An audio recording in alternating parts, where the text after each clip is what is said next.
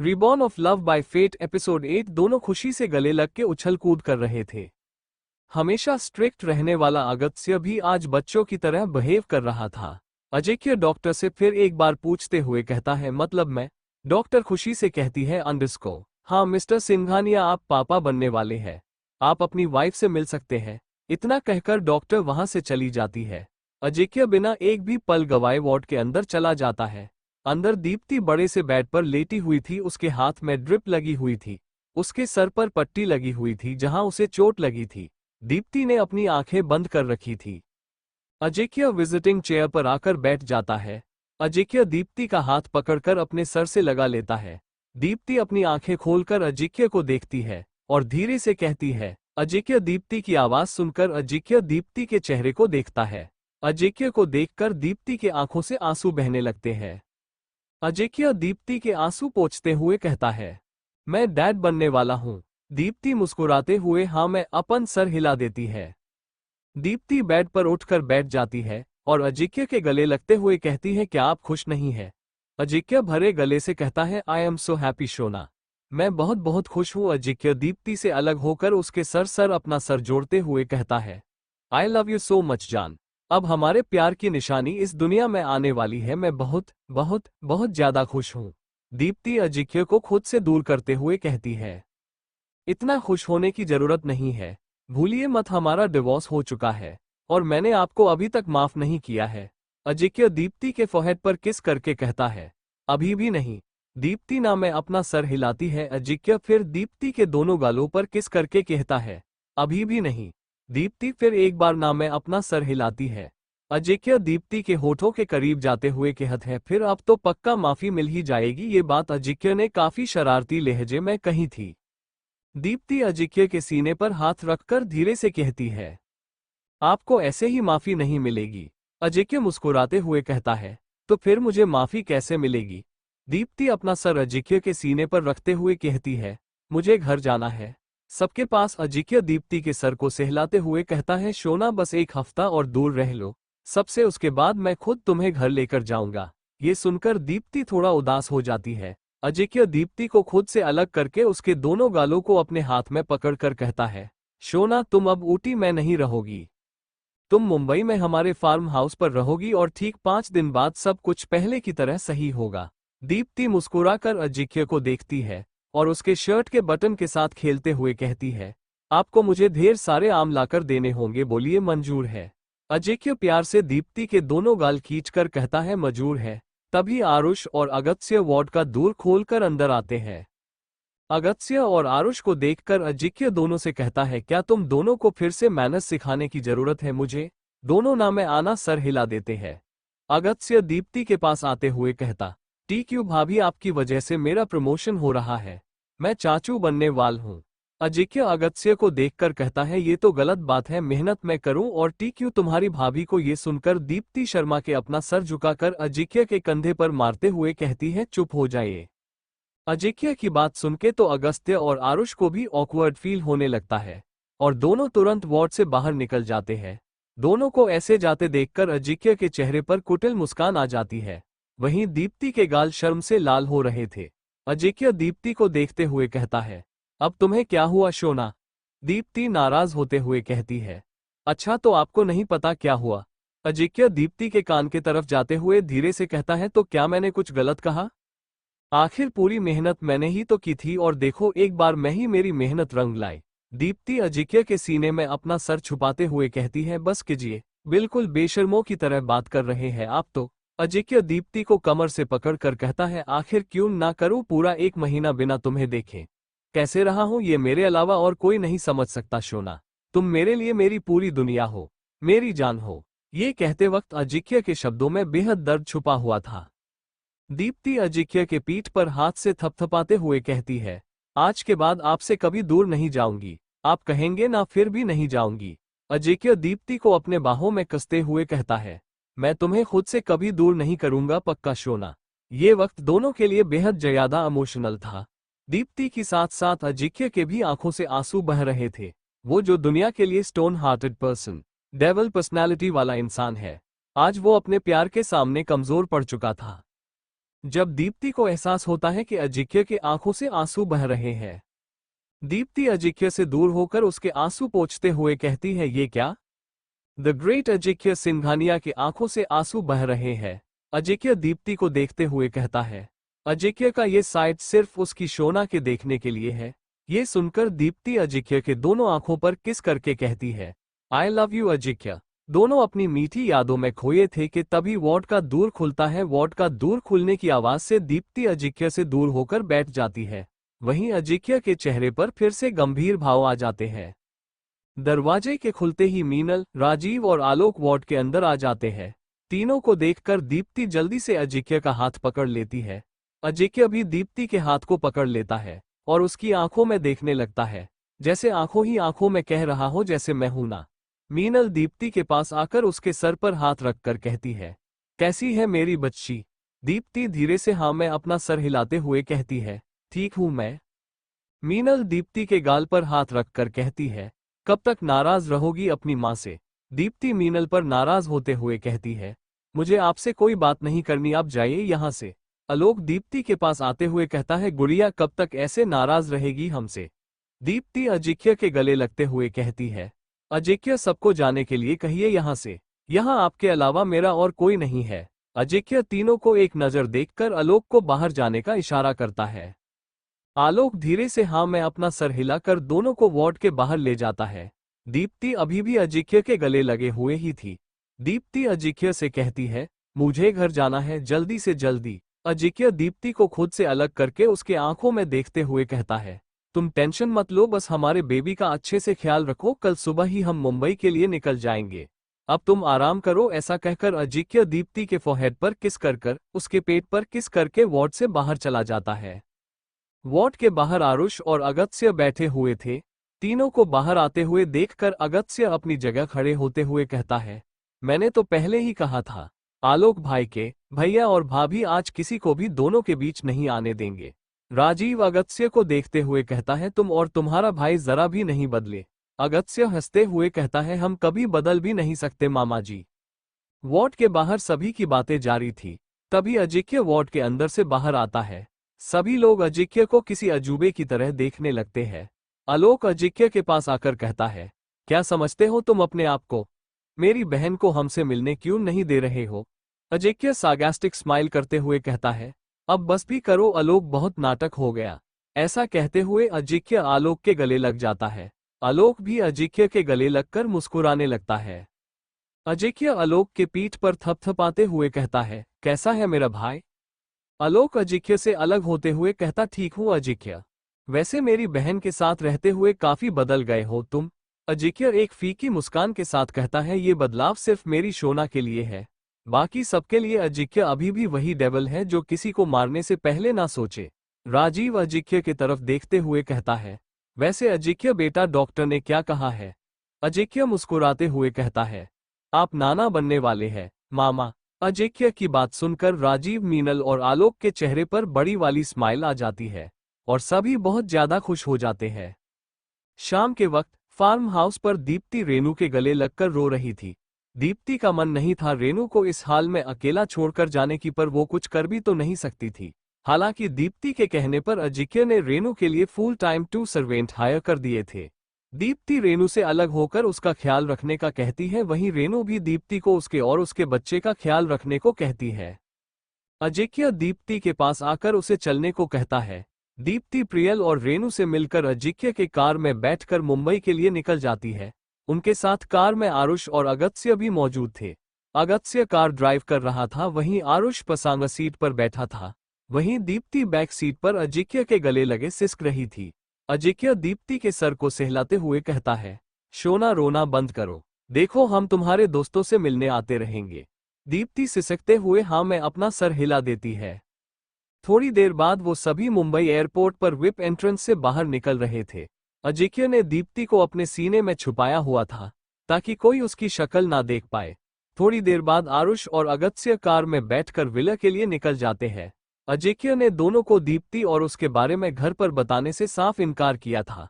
वहीं अजिक्य और दीप्ति भी अपनी कार में बैठकर अजिक्य कर फार्म हाउस के लिए निकल जाते हैं। कुछ देर बाद अजिक्य विला, अगस्त्य और आरुष जैसे ही विला के अंदर इंटर होते हैं, तभी दोनों को खुद पर किसी की नजर महसूस होती है। दोनों हॉल में देखते हो तो वहां कविता, सरला, आरुषि, अश्वत्थ सोफे पर बैठे दोनों को घूर रहे थे। दोनों किसी मुजरिम की तरह सभी के सामने वाले सोफे पर जाकर बैठ जाते हैं। दोनों को देखकर कविता को छोड़कर सभी उन पर सवालों की बौछार करते हैं। सभी एक के बाद एक दोनों से सवाल कर रहे थे। कविता सभी को रोकते हुए दोनों के पास जाकर दोनों के सर पर हाथ रखकर कहती है, बस कीजिए आप सभी। मेरे बच्चों के आते ही इन और सवालों से हमला कर दिया, पहले इन्हें सांस तो लेने दीजिए, फिर पूछ लीजिए जो है वो। इतना कहकर कविता दोनों को प्यार से देखने लगती है। आरुष एक गहरी सांस लेकर कविता से कहता है, टीक यू मॉम, आपने बचा लिया। कविता आरुष और अगस्त्य के गाल पर हाथ रखकर कहती है, जाओ बेटा, दोनों फ्रेश हो जाओ, तुम दोनों के लिए खाने को कुछ बनवाती हूँ। इतना कहते ही दोनों हॉल से उठकर अपने अपने कमरे में चले जाते हैं। अश्वत्थ कविता से नाराज होते हुए कहता है, तुम हमेशा अपने बच्चों को बचा लेती हो। कविता मुस्कुराते हुए कहती है, वो तो मेरा हक है। ऐसा कहकर कविता किचन की तरफ चली जाती है। इधर अजिक्य के फार्म हाउस पर दीप्ति कमरे में बाथरूम से नहाकर बाहर आती है। दीप्ति बड़े से ड्रेसिंग टेबल के सामने बैठकर अपने लंबे बालों को सुखाने लगती है। अजिक्य जो बेड पर बैठा दीप्ति को ही देख रहा था, वो दीप्ति के पास आकर दीप्ति के हाथ से हेयर ड्रायर लेकर दीप्ति के बाल सुखाने लगता है।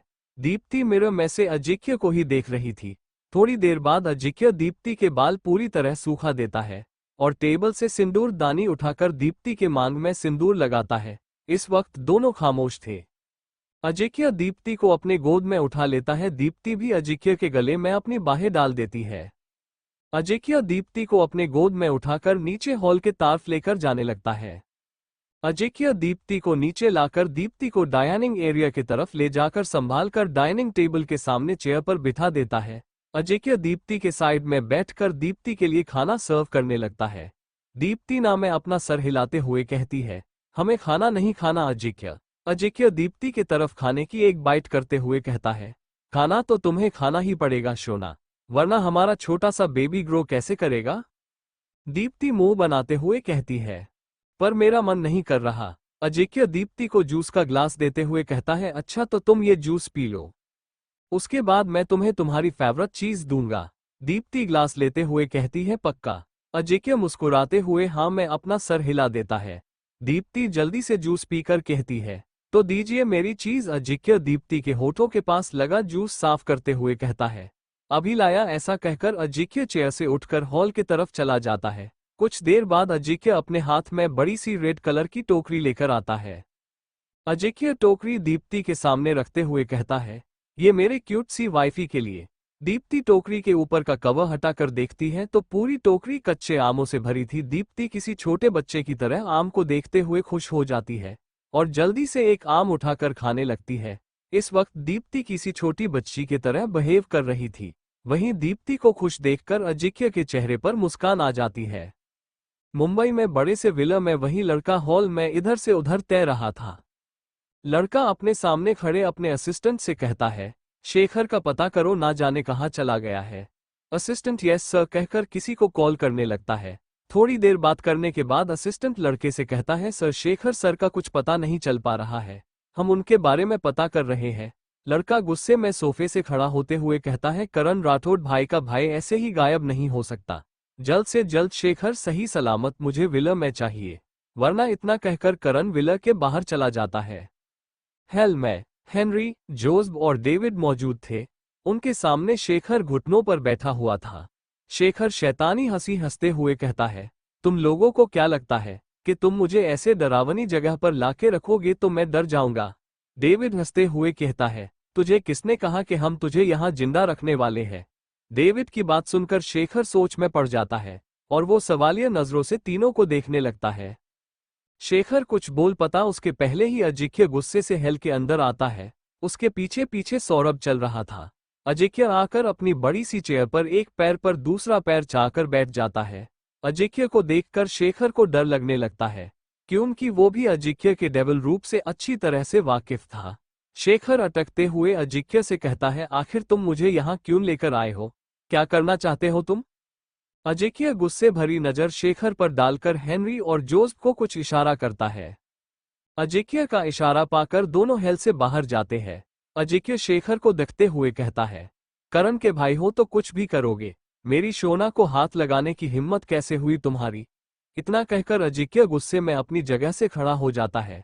अजिक्य को इतना गुस्से में देखकर शेखर के तो पसीने छूटने लगते हैं।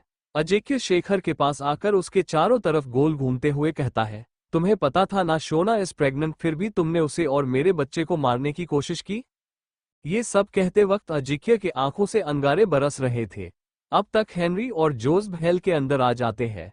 अजिक्य गुस्से में आगे कहता है, तुमने मेरी शोना पर हाथ उठाया, उसकी सजा तो तुम्हें जरूर मिलेगी शेखर। इतना कहकर अजिक्य जोर जोर हंसने लगता है। इस वक्त अजिक्य बहुत ज्यादा भयंकर लग रहा था। शेखर डरते हुए कहता है, इसका मतलब तुमने डिवोर्स का नाटक किया था, क्या मुझे ये बताने की जरूरत है। अजिक्य शेखर को गुस्से से देखते हुए कहता है। अजिक्य हेनरी से कहता है, इसने तुम्हारी लेडी बॉस पर हाथ उठाया है, इसके दोनों हाथ काट दो और इसका इस दुनिया से नामो निशान मिटा दो। इतना कहकर अजिक्य हेल के बाहर जाने लगता है। जाते जाते उसके कान में शेखर के चिल्लाने की आवाज आती है। आवाज सुनकर अजिक्य के चेहरे पर एक मुस्कान आ जाती है। अजिक्य के पीछे सौरभ आते हुए कहता है, सर अब कहाँ जाना है। अजिक्य मुस्कुराते हुए कहता है, फार्म हाउस। इतना कहकर अजिक्य कार में आकर बैठ जाता है। सौरभ के बैठने के बाद कार अपने मंजिल के लिए निकल जाती है। रात के वक्त फार्म हाउस पर दीप्ति अपने कमरे के बड़े से खिड़की के सामने खड़े होकर खुद से बड़बड़ाते हुए कहती है, थोड़ी देर में आता हूं कहकर गए और अभी तक नहीं आए, आने तो दो, उन्हें अच्छे से खबर लूंगी उनकी। दीप्ति को अजिक्य पर बहुत ज्यादा गुस्सा आ रहा था। तभी अजिक्य पीछे से आकर दीप्ति को हग कर लेता है। दीप्ति भी अजिक्य का स्पर्श पाकर अपनी आंखें बंद करके अजिक्य को महसूस करने लगती है। अजिक्य धीरे से दीप्ति के कान में कहता है, क्या हुआ, आज तो कोई मेरी खबर लेने वाली थी ना, अब नहीं लेना है मेरी खबर। अजिक्य की बात सुनकर दीप्ति जल्दी से अपनी आंखें खोलती है और अजिक्य की तरफ पलटकर उसे घूरने लगती है। दीप्ति अजिक्य को घूरते हुए कहती है, तो आप सच में चाहते हैं कि मैं आपको डांट लगाऊं। अजिक्य दीप्ति के कमरे पर हाथ रखते हुए कहता है, हाँ क्योंकि अजिक्य सिंघानिया को बस उसकी वाइफी यानी कि तुम ही डांट सकती हो। अजिंक्य की बात सुनकर दीप्ति के चेहरे अपने आप एक छोटी सी स्माइल आ जाती है। अजिक्य दीप्ति के गाल पर किस करते हुए कहता है, क्या शोना गुस्सा गायब हो गया। दीप्ति अजिक्य को खुद से दूर करते हुए कहती है, नहीं बिल्कुल नहीं, मुझे अभी भी आप पर बहुत ज्यादा गुस्सा आ रहा है। एक तो आप मुझे घर लेकर नहीं गए और मुझे यहाँ अकेले छोड़ दिया। ये बात दीप्ति ने काफी गुस्से में कही थी। अजिक्य दीप्ति के गाल खींचते हुए कहता है, मेरी वाइफी गुस्से में और भी ज्यादा सुंदर लगती है। दीप्ति मुंह बनाते हुए कहती है, बस कीजिए, अब मुझे मस्का लगाने की जरूरत नहीं है। दोनों की बातें जारी थी कि तभी कोई कमरे का डोर नॉक करता है। अजिक्य अपने सख्त आवाज में कम इन कहता है। अजिक्य के कम इन कहते ही सौरभ कमरे के अंदर आता है। उसके पीछे कुछ सर्वेंट आते हैं जिनके हाथ में बड़ी बड़ी फोटो फ्रेम ने थी। सौरभ सर्वेंट्स को फोटो फ्रेम ने कमरे लगाने को कहता है। कुछ ही देर में उस कमरे में क्यूट क्यूट छोटे बच्चों की फोटोज लगी हुई थी। दीप्ति फोटोज देखकर बेहद ज्यादा खुश हो जाती है और सौरभ से कहती है, थैंक यू सौरभ भैया, ये फोटोज सच में बहुत ज्यादा क्यूट है।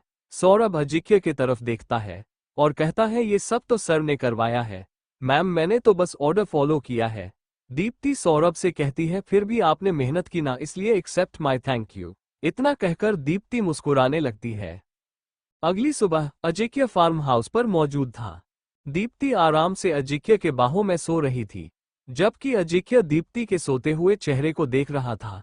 अजिक्य दीप्ति के चेहरे पर आए बालों को उसके कानों के पीछे करते हुए कहता है, तुम्हें बहुत दुख दिया है शोना, पर बहुत जल्द सब कुछ ठीक हो जाएगा।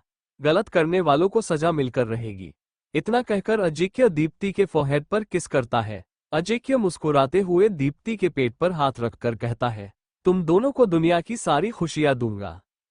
अजिक्य की बात सुनकर दीप्ति नींद से जागने लगती है। दीप्ति अपनी आंखें खोलकर अपने हैंडसम पति का चेहरा देखने लगती है। अजिक्य दीप्ति को देखते हुए अपनी दोनों आईब्राव उचका के पूछता है, ऐसे क्या देख रही हो। दीप्ति अजिक्य के सीने पर अपना हाथ रखते हुए मस्करे अंदाज में कहती है, अपने हैंडसम पति को देख रही हूँ। दीप्ति की बात सुनकर अजिक्य के चेहरे पर मुस्कान आ जाती है। अजिक्य दीप्ति को कमर से पकड़कर उसके गले पर किस करते हुए कहता है, क्या बात है, आज तो मेरी वाइफी का मूड बहुत अच्छा है। दीप्ति अपनी नजरें झुकाते हुए कहती है, क्योंकि आज आप मेरे साथ जो हो दोनों की बातें जारी थी कि तभी अजिक्य का फोन रिंग करता है और वो फोन को गुस्से से देखते हुए कहता है, इतनी सुबह सुबह किसका फोन है? दीप्ति मुस्कुराते हुए कहती है, उठा लीजिए, जरूरी होगा। अजिक्य साइड के टेबल से फोन उठाकर देखता है तो फोन पर समीरा नाम फ्लैश हो रहा था। समीरा का नाम देखते ही अजिक्य बेड से खड़े होकर बालकनी में जाकर कॉल रिसीव करके कहता है, मुझे कॉल क्यों किया, क्या हुआ है? दूसरी तरफ से समीरा कहती है, वहीं तो अजिक्य, क्या हुआ है? कल हमारी एंगेजमेंट है और तुम हो पता नहीं कहाँ गायब हो। अजिक्य गुस्से भरी आवाज में कहता है, तुम्हें मुझे कुछ भी बताने की जरूरत नहीं है, कल विला पहुंच जाना, कल का दिन तुम्हारे लिए यादगार होगा। इतना कहकर अजिक्य शनाया की बात सुने कॉल डिस्कनेक्ट करता है। अजिक्य जैसे ही पीछे मुड़ता है उसके सामने दीप्ति अपने दोनों हाथ बांधे खड़ी थी।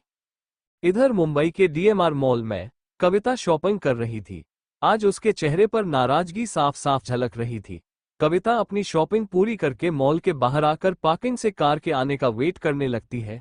तभी एक कार कविता की तरफ तेजी से बढ़ने लगती है। इससे अनजान कविता किसी के साथ फोन पर बातें कर रही थी। देखते ही देखते वो कार कविता के बेहद करीब पहुंच जाती है। कार कविता को टक्कर इसके पहले ही कोई कविता का हाथ पकड़कर उसे दूसरी तरफ खींच लेता है। कविता जैसे ही खुद को संभालकर उस इंसान को देखती है तो उसकी आंखें खुशी से चमकने लगती है। जेके, तुम यहाँ? कविता अपनी आंखें बड़ी बड़ी करके जेके को देखते हुए कहती है।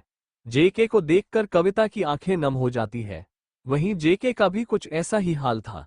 कविता जेके के गले लग के कहती है, आखिर तुम इंडिया वापस आ ही गए। जेके कविता के गले लग के अपनी भारी हो चुकी आवाज में कहता है, हाँ चाची। कविता जेके से अलग होकर उसका कान पकड़कर खींचते हुए कहती है, तो फिर अभी तक घर क्यों नहीं आए, बोलो। जेके अपना कान पकड़कर कविता से छुड़वाते हुए कहता है, चाची जरूरी काम था इसलिए आपसे मिलने नहीं आ पाया। आपको पता है इस आर तो अजिक्य भाई ने भी आपसे मिलने की परमिशन दे दी थी, पर मेरा एक जरूरी काम निकल आया था जिसके कारण मैं आ नहीं पाया। ठीक है, पर अभी तो मेरे साथ घर चलेगा, कविता जेके का कान छोड़ते हुए कहती है। जेके भी हाँ में अपना सर हिला देता है। इधर फार्म हाउस पर दीप्ति अजिक्य को शक भरी नजरों से देखते हुए कहती है, समीरा के लिए क्या स्पेशल है कल? अजिक्य दीप्ति के पास जाकर उसके कमर में हाथ डालते हुए कहता है, सच कहूं तो स्पेशल तुम्हारे लिए है। दीप्ति कंफ्यूज होकर अजिक्य को देखते हुए कहती है, आपकी बातें आप ही जाने, मेरे तो कुछ समझ नहीं आती। अजिक्य तिरछा मुस्कुराते हुए दीप्ति से कहता है, अजिक्य, सिंघानिया को समझना इतना आसान नहीं है। दीप्ति अजिक्य के गले लगते हुए कहती है, अब कुछ गलत नहीं होगा ना अजिक्य? अजिक्य दीप्ति को अपने बाहों में कसते हुए कहता है, इस बार अजिक्य कुछ गलत नहीं होने देगा शोना, तुम बिल्कुल चिंता मत करो। अजिक्य की बात सुनकर दीप्ति जल्दी से अजिक्य के गाल पर किस करके बाथरूम की तरफ चली जाती है। अजिक्य खड़े होकर जाते हुए दीप्ति को देखते हुए कहता है, कल सारा सच सबके सामने होगा। सच जानकर तुम्हें तकलीफ होगी शोना, पर इससे तुम अपने परिवार को माफ कर दोगी। इतना कहकर अजिक्य भी कमरे के अंदर आ जाता है। अजिक्य पूरे कमरे में देखता है तो उसे दीप्ति कहीं नहीं दिखती।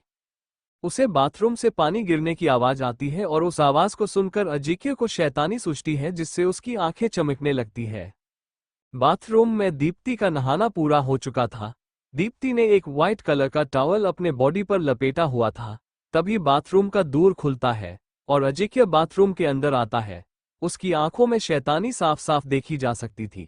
दीप्ति जल्दी से दूसरा टॉवेल लेकर खुद को कवर करने लगती है। दीप्ति के गाल शर्म से पूरी तरह लाल हो चुके थे। ये देखकर अजिक्य के चेहरे पर एक छोटी सी मुस्कान आ जाती है। अजिक्य धीरे धीरे अपने कदम दीप्ति के तरफ बढ़ाने लगता है। अजिक्य को यूं खुद के करीब आते देखकर दीप्ति अपने कदम पीछे लेने लगती है। दीप्ति अपना सर नीचे करके धीरे से कहती है, आप यहाँ क्या कर रहे हैं? बाहर जाइए। अजिक्य दीप्ति के पास आते हुए कहता है, बिल्कुल नहीं, मैं यहाँ से कहीं नहीं जाने वाला। अजिक्य दीप्ति के करीब आते हुए कहता है। अजिक्य दीप्ति के पास आकर उसे उसके कमर से पकड़कर खुद के तरफ खींचता है। दीप्ति की तो अपना सर उठाकर अजिक्य के आंखों में देखने की हिम्मत नहीं हो रही थी। दीप्ति अजिक्य के बाहों में थी। अजिक्य और दीप्ति शावर के नीचे खड़े थे। अजिक्य जल्दी से शावर चालू करता है। ठंडा पानी दोनों के बॉडी को भिगोने लगता है। अजिक्य दीप्ति के चिन को पकड़कर ऊपर उठाता है। दीप्ति अपनी भीगी पलकें उठाकर अजिक्य के आंखों में देखने लगती है, जहां उसके लिए सिर्फ प्यार ही प्यार दिख रहा था। अजिक्य अपने होंठ दीप्ति के होठों के करीब लाता है और उसे किस करने लगता है। अजिंक्य के होठों को अपने होठों पर महसूस करते ही दीप्ति की आंखें बंद हो जाती है और उसके हाथ अजिंक्य के बालों में चलने लगते हैं। वहीं अजिंक्य दीप्ति को किस करते हुए अपना शर्ट अपने बॉडी से हटा देता है। कुछ देर किस करने के बाद अजिंक्य को महसूस होता है कि दीप्ति को सांस लेने में दिक्कत हो रही है। अजिंक्य दीप्ति के होठों से अलग हो जाता है और उसके गर्दन और कॉलर बोन पर प्यार भरे किस करने लगता है। दीप्ति की पकड़ अजिंक्य के पीठ पर कसती जा रही थी। अजिंक्य दीप्ति को अपने गोद में उठाकर कमरे में वापस आता है। अजिंक्य दीप्ति को बेड पर लिटाकर उसके ऊपर आ जाता है। अजिंक्य को ऐसा करते देख दीप्ति की आंखें बड़ी बड़ी हो जाती है और वो अजिंक्य को रोकने के लिए उसके सीने पर अपने दोनों हाथ रखकर धीरे से कहती है, अजिंक्य। दीप्ति इतना ही कह पाई थी कि अजिंक्य दीप्ति के होठों पर अपनी एक उंगली रखकर उसे चुप कराते हुए कहता है, शुश, हमारे बेबी को कोई परेशानी नहीं होगी, मैं ध्यान रखूंगा। इतना कहकर अजिंक्य दीप्ति के होठों पर अपने होंठ रख देता है। दीप्ति के हाथ अजिंक्य के गीले बालों में चले जाते हैं। इसी तरह किस करते हुए अजिंक्य दीप्ति के टॉवल को उसके बॉडी से अलग करके उसके पूरे बॉडी पर किस करने लगता है। अजिंक्य दीप्ति के उंगलियों में अपने उंगलियां इंटरविन करके उसके हाथ को बेड पर प्रेस करता है। कुछ देर बाद पूरा कमरा दीप्ति की सिसकियों और आहों से भर जाता है। दीप्ति के आंखों से आंसू बहने लगते हैं। अजिंक्य बड़े आराम और प्यार से दीप्ति को अपने प्यार का एहसास करा रहा था। वो दीप्ति और अपने बेबी का पूरी तरह से ख्याल रख रहा था। इसी तरह अजिंक्य और दीप्ति अपने प्यार की दुनिया में खो जाते हैं। अजिंक्य विला में कविता जेके को विला लेकर आ चुकी थी। जेके को दिखेकर सबके खुशी का तो कोई ठिकाना ही नहीं था। इस वक्त सभी लोग डाइनिंग टेबल पर बैठे नाश्ता कर रहे थे। अगस्त्य नाश्ते का एक बाइट खाते हुए जेके से कहता है, आखिर तुम वापस आ ही गए, हमें नहीं लगा था कि तुम वापस भी आओगे। जेके मुंह बनाते हुए कहता है, पढ़ने गया था, अपना घर बसाने नहीं, जो कभी वापस नहीं आता। जेके की बात सुनकर आरुष और आरुषि हंसते हुए कहते हैं, हाँ हाँ, पता है कितना पढ़ाई की तुमने। जेके मुंह बनाते हुए कहता है, बस बस, ज्यादा बातें बनाने की जरूरत नहीं है। आरुषि नाराज होते हुए कहती है, जेके भाई, आप कभी नहीं बदल सकते। जेके मुस्कुराते हुए कहता है, जो मुझे पता नहीं है वो बताओ। कविता चेयर से खड़े होते हुए कहती है, सभी लोग शाम को टाइम से तैयार हो जाना। इतना कहकर कविता डाइनिंग एरिया से बाहर चली जाती है। कविता के बाद सभी लोग एक एक करके डाइनिंग टेबल पर से उठकर चले जाते हैं। अब टेबल पर बस आरुष, आरुषि और जेके बचते हैं। जेके आरुषि को देखते हुए कहता है, कहाँ जाना है शाम को। आरुषि उदास होते हुए कहती है, अजिंक्य भाई की सगाई है आज। सगाई की बात सुनकर जेके को कोई हैरानी नहीं होती। जेके अपना सर हाँ में हिला के अपनी जगह से उठकर अपने कमरे की तरफ चला जाता है। शाम के वक्त फार्म हाउस पर अजिंक्य और दीप्ति अपने प्यार भरे लम्हे जीने के बाद एक दूसरे के बाहों में लेटे हुए थे। दोनों के ऊपर कपड़े के नाम पर व्हाइट कलर की पतली चादर थी। दीप्ति के चेहरे पर थकान साफ दिख रही थी, वहीं अजिंक्य के चेहरे पर सुकून भरी मुस्कान थी। दीप्ति अपना सर अजिंक्य के सीने पर रखा हुआ था और उसने अपना एक हाथ अजिंक्य के कमर पर लपेटा हुआ था। अजिंक्य दीप्ति के बालों को सहलाते हुए कहता है, शोना। दीप्ति थकी हुई आवाज में अजिंक्य की तरफ देखते हुए कहती है, हाँ। अजिंक्य दीप्ति के आंखों में देखते हुए कहता है, I love you. Deepti Ajinkya के आंखों में देखते हुए कहती है, I love you too. Ajinkya Deepti के फोरहेड पर किस करता है और बेड से खड़ा हो जाता है। अजिंक्य को बिना कपड़ों के देखकर दीप्ति के गाल एक बार फिर शर्म से लाल हो जाते हैं। दीप्ति जल्दी से अपनी आंखों पर चादर डालते हुए कहती है, अजिंक्य क्या कर रहे हैं। अजिंक्य जमीन से टॉवल उठाकर अपने बॉडी पर लपेट लेता है और मुस्कुराते हुए दीप्ति के आंखों से चादर हटाते हुए कहता है, क्यों, क्या तुमने मुझे कभी ऐसे नहीं देखा क्या। दीप्ति शर्माते हुए कहती है, बस कीजिए अजिंक्य, आप बहुत बेशर्म हो गए हैं। अजिंक्य दीप्ति को चादर के साथ ही अपनी गोद में उठाते हुए कहता है, ठीक है तो चलो फिर मैं थोड़ी और बेशर्मी कर लेता हूँ। दीप्ति अजिंक्य के गले में अपने हाथ लपेट लेती है और उसके सीने में अपना सर छुपा लेती है। इधर रॉयल स्वीट पैलेस को बहुत खूबसूरती से सजाया गया था। होटल को देखकर ही पता चल रहा था कि ये कितना एक्सपेंसिव होगा और यहाँ किसी साधारण इंसान का फंक्शन नहीं है। होटल के चारों तरफ स्ट्रिक्ट सिक्योरिटी थी। सौरभ होटल के अंदर सारे अरेंजमेंट्स देख रहा था। उसके साथ इस वक्त होटल का मैनेजर मौजूद था, जिसे सौरभ बारीकी से किसी चीज के बारे में बता रहा था। अपनी बातें समझाने के बाद सौरभ मैनेजर को जाने के लिए कहता है। सौरभ एक गहरी सांस लेकर किसी को कॉल करता है। कॉल रिसीव होने के बाद सौरभ कहता है काम हो गया। दूसरी तरफ से आवाज आती है हाँ हो गया। हम कुछ देर में वहां पहुंच जाएंगे। ठीक है, पर ध्यान रहे किसी को भी कानो कान खबर ना हो। इतना कहकर सौरभ कॉल डिस्कनेक्ट करता है। रात के वक्त रॉयल स्वीट पैलेस दुल्हन की तरह चमक रहा था। पैलेस के बड़े से दरवाजे के सामने महंगी गाड़ियां आकर रुकती है। उन गाड़ियों में से सिंघानिया परिवार अच्छी तरह से तैयार हुए उतरते हैं। सभी लोग पैलेस के अंदर चले जाते हैं। पैलेस को अंदर से भी अच्छे से डेकोरेट किया गया था। सभी पैलेस के बड़े से हॉल में जाकर रखे टेबल के सामने रखी चेयर्स पर जाकर बैठ जाते हैं। आरुष, आरुषि, अगस्त्य और जेके एक टेबल पर बैठे हुए थे। वहीं कविता, अश्वत्थ, प्रमोद और सरला एक टेबल और बैठे हुए थे। सीढ़ियों से किसी प्रिंसेस की तरह तैयार होकर समीरा नीचे आती है। समीरा इतराते हुए सिंघानियास के टेबल के पास आकर कविता से कहती है, कैसी है आप मॉम? कविता समीरा पर नाराज होते हुए कहती है, अभी तुम मेरी बहू बनी नहीं हो समीरा, इसलिए बेहतर होगा कर तुम मुझे आंटी ही कहो। कविता की बात सुनकर समीरा का मुंह बन जाता है और वो अपने पैर पटकते हुए स्टेज के तरफ चली जाती है। स्टेज को पूरी तरह से खूबसूरत फूलों से सजाया गया था। स्टेज के ऊपर बड़ी बड़ी व्हाइट कलर की रॉयल लुक देने वाली कुर्सियां रखी हुई थी। समीरा स्टेज पर जाकर एक कुर्सी पर बैठ जाती है। समीरा दिखा नहीं रही थी पर अंदर वो भी बहुत टेंशन में थी। समीरा खुद से बड़बड़ाते हुए कहती है, ये अजिक्य अभी तक आया क्यों नहीं? अगर आज उसने कोई भी चाल चली तो मैं उसे छोड़ने वाली नहीं हूं। ऐसा कहकर समीरा खुद में ही मुस्कुराने लगती है।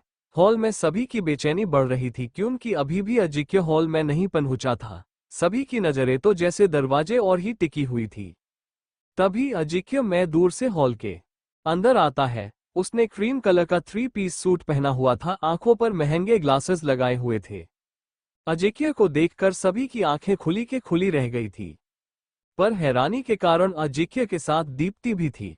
उसने क्रीम कलर की महंगी सिल्क की साड़ी पहनी हुई थी जिसकी कीमत लाखों में थी। उसके साथ उसने महंगी JWELERY पहनी हुई थी जिसकी कीमत का कोई अंदाजा ही नहीं लगा सकता था। उसके मान का लाल सिंदूर, गले में अजिक्य के नाम का मंगलसूत्र उसे परफेक्ट मैरिड लुक दे रहा था। अजिक्य ने दीप्ति का हाथ कसके पकड़ रखा था। दोनों के पीछे काले कपड़े पहने अजिक्य के हट कट्टे बॉडीगार्ड्स चल रहे थे। दीप्ति को अजिक्य के साथ देखकर सिंघानिया परिवार पूरी तरह से हैरान था और साथ ही साथ सबको बहुत खुशी हो रही थी। वहीं प्रमोद के चेहरे पर गुस्सा साफ साफ देखा जा सकता था।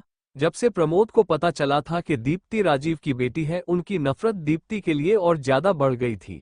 अजिक्य दीप्ति को कविता के पास लेकर जाता है। कविता दीप्ति को देखकर भावुक हो जाती है, उसकी आंखों में आंसू आ जाते हैं।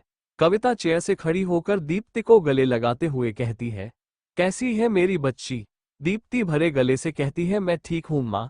स्टेज पर खड़ी समीरा ये सब देखकर गुस्से से लाल हो जाती है। कविता दीप्ति से दूर होकर उसके माथे पर किस करके कहती है, बहुत याद किया हमने तुम्हें बेटा। दीप्ति कविता का हाथ पकड़कर कहती है, याद तो मुझे भी बहुत आई आप सभी की। ऐसा कहकर दीप्ति सभी पर अपनी नजर डालती है। तभी समीरा ताली बजाते हुए स्टेज के नीचे उतरती है। समीरा अजिक्य के पास आकर खड़ी हो जाती है। अजिक्य समीरा को इग्नोर करते हुए दीप्ति का हाथ पकड़कर उसे चेयर पर बिठाते हुए कहता है, शोना तुम बैठो, ज्यादा देर खड़े रहना तुम्हारे लिए ठीक नहीं है। अजिक्य की बात सुनकर किसी को भी कुछ समझ नहीं आता। समीरा गुस्से में अजिक्य से कहती है, ये सब क्या हो रहा है अजिक्य? आखिर तुम अपने आप को समझते क्या हो? समीरा की बात सुनकर अजिक्य की आंखों में गुस्सा उतर आता है। अजिक्य गुस्से भरी नजर समीरा पर डालते हुए अपनी सख्त आवाज में कहता है, मुझे बिल्कुल पसंद नहीं कोई मेरे सामने अपनी आवाज जरा भी ऊंची करे तो। You get that? अजिक्य की बात सुनकर समीरा एक पल को तो डर जाती है, पर दूसरे ही पल वो कुटिल मुस्कान के साथ अजिक्य से कहती है, तुम्हें क्या लगा तुम इस बहन जी को वापस लेकर आओगे तो सब ठीक हो जाएगा? ये मत भूलो तुम दोनों का डिवोर्स हो चुका है। अजिक्य तोरछा मुस्कुराकर वहां खड़े सौरभ से कहता है, सौरभ समीरा को उसका गिफ्ट देना। अजिक्य के इतना कहते ही सौरभ समीरा को एक फाइल देता है। समीरा सौरभ से फाइल लेकर देखती है तो ये वही डिवोर्स पेपर्स थे जिस पर दीप्ति ने साइन किए थे।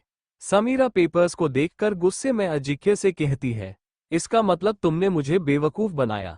अजिक्य समीरा के हाथ से पेपर छीनते हुए कहता है, बेवकूफ को और बेवकूफ बनाने का मजा ही कुछ और है। तुम अपनी खुशी में ये भूल गई कि डिवोर्स के लिए दोनों के साइन जरूरी होते हैं। और मैंने कभी उस पेपर्स पर साइन ही नहीं किया, इसलिए अब लीगली शोना ही मेरी वाइफ है। इतना कहकर अजिक्य दीप्ति को देखने लगता है। दीप्ति भी अपने आंखों में आंसू लिए अजिक्य को ही देख रही थी। दीप्ति खड़े होकर अजिक्य के पास जाकर उसके गले लग जाती है। अजिक्य भी दीप्ति को अपने बाहों में कसते हुए कहता है, अब यहाँ कोई सगाई नहीं होगी। अजिक्य की बात सुनकर सबके चेहरे पर मुस्कान आ जाती है। वहीं सारे मेहमान हैरानी का भाव लिए अजिक्य और दीप्ति को देख रहे थे। अजिक्य दीप्ति के बालों पर किस करते हुए कहता है, अब ठीक है शोना। दीप्ति अजिक्य से अलग होकर प्यारी सी मुस्कान अपने होठों पर लिए हाँ में अपना सर हिलाती है। अजिक्य कविता की तरफ देखते हुए कहता है, अब तो आप मुझसे बात करोगे ना मॉम। कविता भावुक होकर अजिक्य से कहती है, एक माँ अपने बेटे से ज्यादा देर तक नाराज नहीं रह सकती बेटा। समीरा खुद को यूं इग्नोर होता देखकर गुस्से में अपने दांत चबाते हुए कहती है, मैं तुम्हें छोड़ूंगी नहीं अजिक्य, यू हैव टू पे फॉर दिस। इतना कहकर समीरा दीप्ति के तरफ बढ़ने लगती है। समीरा को दीप्ति के तरफ बढ़ता देख अजिक्य समीरा को बाजू से पकड़कर दीप्ति दूर धकेल देता है। समीरा इम्बैलेंस होकर धाम के आवाज के साथ जमीन पर गिर जाती है। समीरा को ऐसे जमीन पर गिरा हुआ देखकर आरुषि जोर जोर से हंसते हुए कहती है, आखिर भाई ने तुम्हें तुम्हारी सही जगह दिखा ही दी। आरुषि की बात सुनकर समीरा को इतना गुस्सा आ रहा था कि उसका मन कर रहा था कि आरुषि का सर फोड़ दे, पर समीरा फिलहाल कुछ नहीं कर सकती थी। समीरा खुद को संभालते हुए खड़ी होकर अजिक्य से कहती है, ये तुमने ठीक नहीं किया अजिक्य, अब मैं तुम्हारी इस लाडली शोना का सच सबको बताऊंगी। समीरा इतना ही कह पाई थी कि हॉल के बड़े से दरवाजे के पास से एक गंभीर आवाज सबको सुनाई पड़ती है। क्या बताओगी समीरा, जरा हम भी तो जाने। सभी लोग उस ओर देखते हैं जहां से आवाज आई थी। दरवाजे पर आलोक अपने आंखों पर काला चश्मा लगाए ब्लैक कलर का सूट पहने खड़ा था। सभी हैरानी के साथ आलोक को देखते हुए उसका नाम दोहराते हुए कहते हैं, आलोक खन्ना, ये यहाँ क्या कर रहा है। सभी लोग खन्ना और सिंघानिया परिवार के कोल्ड वॉर के बारे में जानते थे और ऐसे अचानक आलोक को देखकर हॉल में सभी को जैसे गहरा झटका सा लगा था। आलोक आकर सीधे समीरा के सामने खड़ा हो जाता है। आलोक समीरा को घूर कर देखते हुए अपने दोनों हाथ आपस में फोल्ड करते हुए समीरा से कहता है, बोलो समीरा, मेरी बहन के बारे में क्या बताओगी सबको। वैसे बताने को तो मेरे पास भी बहुत से राज है, तुम कहो तो बता दो। आलोक की बात में गुस्सा, फ्रस्ट्रेशन, चिढ़ साफ साफ समझ आ रहा था। समीरा ये सुनकर हैरानी कर भाव लिए आलोक को देखने लगती है। कहीं ना कहीं समीरा को पता था कि आलोक भी अजिक्य से कुछ कम नहीं है। दोनों बसनेस से ज्यादा अपनी डेविल पर्सनालिटी के लिए फेमस है। इधर दीप्ति अपनी आंखें बड़ी बड़ी करके आलोक को देख रही थी। भले ही वो ये दावा कर रही थी कि आलोक उसका भाई नहीं है, वो नफरत करती है अपने परिवार से, पर दिल के किसी कोने में वो अभी भी सबको चाहती थी। इसीलिए तो वो तीनों से इतना ज्यादा नाराज थी।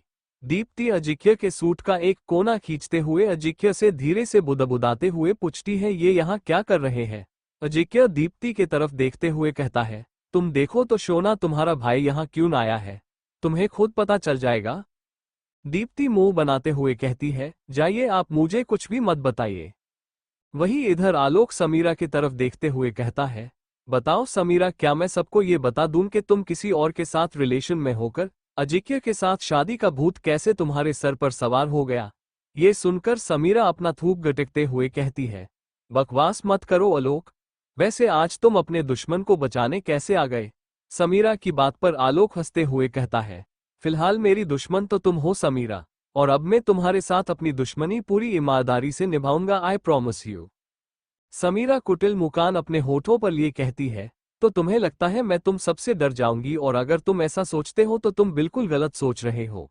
मैं तुम में से किसी से भी नहीं डरने वाली, समझे तुम।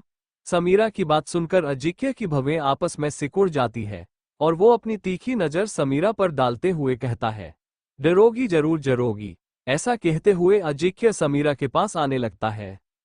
अजिक्य समीरा के सामने आकर खड़ा हो जाता है और उससे कहता है, तुमने मेरे साथ जो खेल खेला था, उस खेल का मैं बहुत पुराना और माहिर खिलाड़ी हूं। तुम्हें क्या लगा तुम मुझसे इतनी आसानी से जीत जाओगी। लगता है तुम भूल गई हो, जब तुमने मेरी शोना को धोखे से भांग पिलाई थी, उस वक्त मैंने तुम्हारा क्या हाल किया था। लेकिन इस बार तुमने मेरी शोना को चोट पहुंचाने की कोशिश की, तुमने उसे मुझसे दूर करने की कोशिश की, इसका हर्जाना तो तुम्हें भुगतना ही होगा।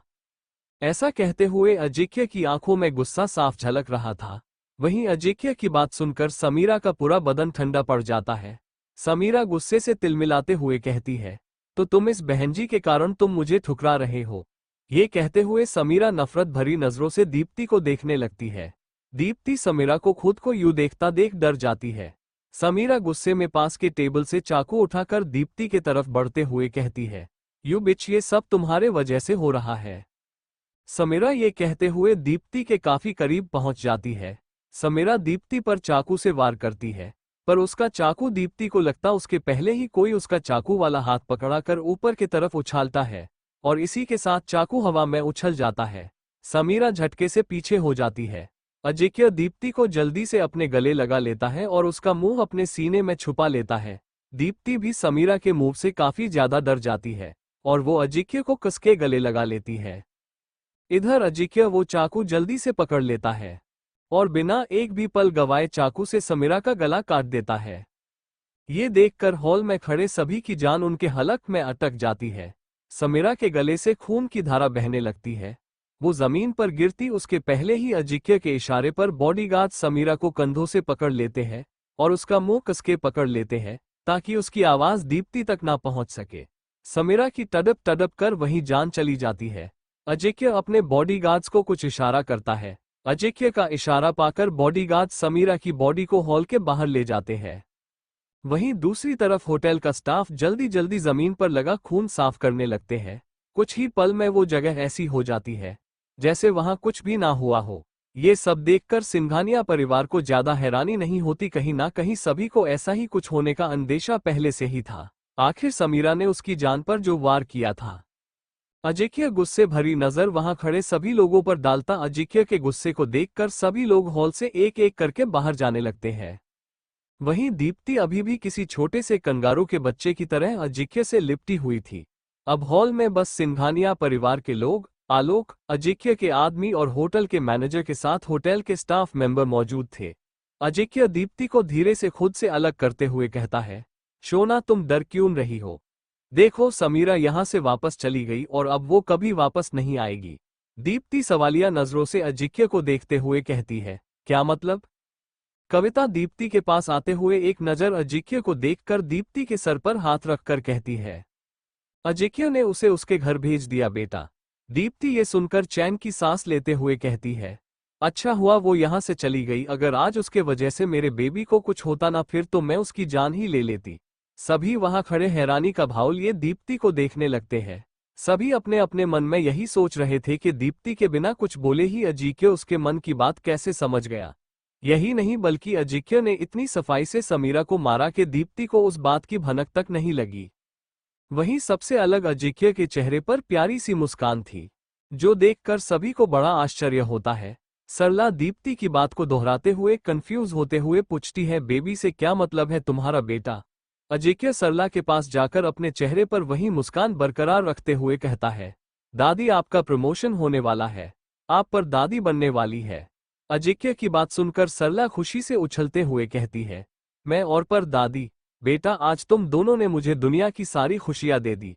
सरला खुशी से अजिक्य को गले लगा लेती है। कविता दीप्ति के पास आकर उसके माथे पर किस करते हुए कहती है, टीक्यू बेटा, तुमने आज हमें दुनिया की सबसे बड़ी खुशी दी है। आरुषि भागकर दीप्ति के पास आकर लपक के दीप्ति के गले लगते हुए कहती है, भाभी यू आर द बेस्ट, अब मेरे और आरुष से छोटा कोई आएगा। अजिक्य घूरकर आरुषि को देखता है और अपनी सख्त आवाज में आरु से कहता है, तुम्हें ख्याल रखना चाहिए आरुषि, अगर तुम दीप्ति के साथ रहना चाहती हो तो सबसे पहले बंदरों की तरह उछल कूद करना छोड़ो और एक मैच्योर लड़की की तरह बिहेव करो। आरुषि नारजगी के साथ अजिक्य से कहती है, भाई आपने बंदर कहा मुझे? अजिक्य कुछ कहता उसके पहले ही आरुष आरुषि के सर पर मारते हुए कहता है, सच्ची भाई को तुझे बंदर नहीं बल्कि बंदरिया कहना चाहिए था। अब वहां का तनाव भरा माहौल पूरी तरह से खुशनुमा माहौल बन गया था। दीप्ति मुस्कुराते हुए सभी को देखती है। सभी खुश थे। दीप्ति कविता, अश्वथ, सरला के पैर छूकर उनका आशीर्वाद लेती है, पर दीप्ति जैसे ही प्रमोद के पैर छूने को होती है, प्रमोद गुस्से में अपने कदम पीछे ले लेता है। प्रमोद को ऐसा करते देखकर दीप्ति मायूस हो जाती है। प्रमोद अपनी छड़ी दीप्ति के तरफ पॉइंट करते हुए कहता है, ना ये लड़की मेरी बहू है और ना इसके कोख में पलने वाला मेरा पोता है। क्या पता ये, अगर इसके आगे आपने एक शब्द भी कहा तो मैं भूल जाऊंगा कि आप मेरे दादाजी हैं। समझे आप? अजिक्य गुस्से में अपने दांत चबाते हुए प्रमोद से कहता है। प्रमोद की बात वहां खड़े किसी को भी अच्छी नहीं लगती। सरला प्रमोद पर नाराज होते हुए कहती है, बस कीजिए आप, अगर अब आपने कुछ भी कहा तो। प्रमोद सरला की बात बीच में ही काटते हुए कहता है, तो क्या सरू? सरला प्रमोद को गुस्से से देखते हुए कहती है, आपसे बात बंद। इतना कहकर सरला गुस्से में धीरे धीरे हॉल के बाहर जाने लगती है।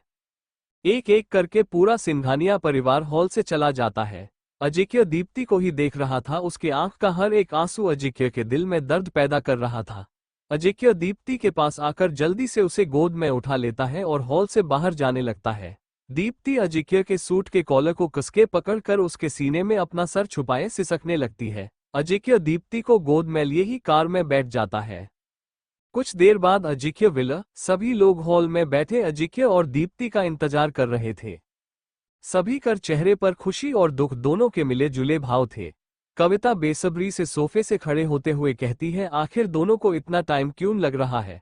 कब आएंगे दोनों? कविता के इतना कहते ही जेके विला के मेन गेट की तरफ इशारा करते हुए कहता है, वो देखो चाची आ गए मेरे भैया भाभी। जेके के इतना कहते ही सभी की नजर दरवाजे पर जाती है, जहां से अजिक्य दीप्ति को अपनी गोद में उठाकर विला के अंदर आ रहा था। कविता भागकर दोनों के सामने आकर खड़ी हो जाती है। कविता को देखकर अजिक्य दीप्ति को अपने गोद से नीचे उतार देता है। कविता दीप्ति मुरझाया हुआ चेहरा देखकर कहती है, बेटा दादाजी के बात का बुरा नहीं मानते, वो थोड़ा नाराज है ना, बस इसीलिए गुस्से में वो सब कर दिया। दीप्ति कविता को देखकर झूठ मूठ का मुस्कुराते हुए कहती है, जानती हूं मैं, इसलिए ही मैंने उनकी बात को दिल से नहीं लगाया। कविता मुस्कुराते हुए दीप्ति के गाल पर हाथ रहकर कहती है, बहुत समझदार है मेरी बहू। अजिक्य फ्रस्ट्रेट होते हुए कहता है, मॉम क्या आपने आज पूरी रात हम दोनों को ऐसे ही दरवाजे पर खड़ा रखने का प्लान बनाया? कविता अजिक्य पर नाराज होते हुए कहती है, बस करो अजिक्य, अब मेरी बहू इतने दिनों बाद घर आई है और वो भी इतनी बड़ी खुशी के साथ, तो ऐसे कैसे आने दूं अंदर? अब तक सर्वेंट अपने हाथ में आरती का थाल लेकर दरवाजे पर पहुंच चुका था। कविता थाल लेकर दीप्ति की तिलक लगाकर आरती करती है। उसके बाद दोनों घर के अंदर आ जाते हैं। दीप्ति जल्दी से जाकर सोफे पर बैठ जाती है। जेके दीप्ति के सामने जाकर कहता है, हेलो भाभी, कैसी है आप? दीप्ति जेके को सवालिया नजरों से देखते हुए कहती है, हेलो। अजिक्य दीप्ति का हाथ पकड़कर जेके से इंट्रोड्यूस कराते हुए कहता है, ये है जेके उर्फ जीत खुराना, मेरे बचपन का नालायक दोस्त, हमारे साथ ही रहता है। जेके मुंह बनाते हुए कहता है, बस करो अजिक्य, अब तुम मेरे बॉस नहीं हो। अजिक्य जेके को गुस्से में घुते हुए कहता है, क्या कहा तुमने, फिर से कहना। जेके झेपते हुए कहता है, मैंने क्या कहा? मैंने तो कुछ भी नहीं कहा। जेके को अजिक्य से इतना डरते हुए देखकर सभी हंसने लगते हैं। आरुषि हंसते हुए कहती है, जेके भाई आपका ना कुछ नहीं हो सकता, कोई आपको देखकर कहेगा ही नहीं कि आप अजिक्य भाई के साथ काम करते हो, बिल्कुल बच्चे हो आप। जेके पूरे स्टाइल से अपने बाल पीछे करते हुए कहता है, वो तो मैं हूं। अजिक्य खड़े होकर दीप्ति को अपने गोद में उठा लेता है। दीप्ति अजिक्य को देखते हुए धीरे से कहती है, क्या कर रहे हो आप, नीचे उतारिए मुझे। अजिक्य दीप्ति की बात इग्नोर करके सबको देखते हुए कहता है, दीप्ति को भूख लगी होगी, फ्रेश होकर डाइनिंग टेबल पर मिलते हैं। इतना कहकर अजिक्य दीप्ति को अपने कमरे की तरफ ले जाता है। थोड़ी देर बाद सभी डाइनिंग टेबल पर मौजूद थे। सर्वेंट्स सभी को खाना सर्व कर रहे थे। सभी की हंसी मजाक चल रही थी। प्रमोद और सरला अपने कमरे में ही डिनर कर चुके थे। कविता खड़े होकर दीप्ति के प्लेट में शाही पना सर्व करते हुए कहती है, अब से तुम्हें अपने खाने पीने का पूरा पूरा ध्यान रखना होगा बेटा। ज्यादा देर भूखा मत रहना, हर 2 घंटे में कुछ ना कुछ खाते रहना। दीप्ति मुस्कुराकर हाँ मैं अपना सर हिला देती है। खाने को देखकर दीप्ति को और भी ज्यादा भूख लग रही थी। दीप्ति किसी का इंतजार किए बिना ही जल्दी जल्दी खाना खाने लगती है। दीप्ति को इतनी जल्दी जल्दी खाते हुए देखकर आरुषि कहती है, भाभी क्या हुआ, आराम से खाएं वरना खाना आपके गले में अटक जाएगा। दीप्ति खाने का एक बाइट खाते हुए कहती है, पता नहीं आरुषि खाने को देखकर कंट्रोल ही नहीं हो रहा है, आज का खाना सच में बहुत टेस्टी है। वहीं अजिक्य मुस्कुराते हुए दीप्ति को देखकर मन में कहता है, मेरी शोना कितनी मासूम और भोली है, जब इसे सच पता चलेगा तब पता नहीं क्या होगा। कविता आरुषि को डांटते हुए कहती है, चुप कर और मेरी बेटी को अच्छे से खाने दे। जब तेरी शादी होगी और तू प्रेग्नेंट होगी ना, तो तेरा भी कुछ ऐसा ही हाल होगा। ये सुनकर पानी पे रही आरुषि के मुंह से सारा पानी बाहर आ जाता है और वो खांसते हुए कहती है, मोना आप सोच समझ कर तो बोला कीजिए। कविता हंसते हुए कहती है, इसमें सोचना क्या बेटा, सच ही तो कहा है मैंने। आरुष आरुषि को छेड़ते हुए कहता है, इस बंदरिया के लिए किसी बंदर को ही ढूंढना होगा मॉम, थोड़ा मुश्किल है और मिल जाएगा।